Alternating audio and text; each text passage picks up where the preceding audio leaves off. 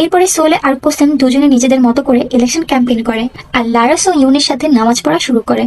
আর তখনই ইউনিগ্রামের নতুন দাইমা মিস ওয়াতির সাথে সবার পরিচয় করিয়ে দেয়।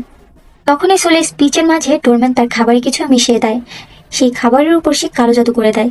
এরপর ডিডি আর রেনি তাদের নিজেদের মধ্যে কথা বলছিল যে যার বাবাই ইলেকশন জিতুক না কেন তারা তাদের বন্ধুত্ব কখনোই নষ্ট করবে না। তখনই সেখানে আহমেদ ডিডিকে দেখতে পেয়ে সেখান থেকে পালিয়ে যায়, সাথে রেনি ডিডিকে এটাও বলে দেয় যে তার মা প্রেগন্যান্ট। আর এই কথা শুনে ডিডি সোজা তার মায়ের কাছে চলে যায় এবং তাকে জড়িয়ে ধরে। কিন্তু এখানে ডিডির ভিতরে থাকা অ্যালবার্ট চাচ্ছিল না আরেকটা বাচ্চা জন্ম নিক। অন্যদিকে সোলে তার পরিবারের সাথে ডিনার করতেই যাচ্ছিল, তখনই তাকে ওস্তাদ ইয়াসা এসে আটকে দেয়। উনি বুঝে গিয়েছিল এর ভিতর কালো জাদু করা হয়েছে। উনি কিছু একটা পড়েন, যার পরে সেই খাবার থেকে ডিমন রূপে পোকা বের হয়ে আসে। অন্যদিকে ডোরম্যান পোকা ভর্তি বমি করতে থাকে, কেননা ডোরম্যানের কালো জাদু উল্টো পড়ে যায়, যার পরে ইয়াসা সোলেকে সাবধান থাকতে বলে। এর মধ্যে ডোরম্যান কালো জাদু করে সোলের ছবিকে আগুন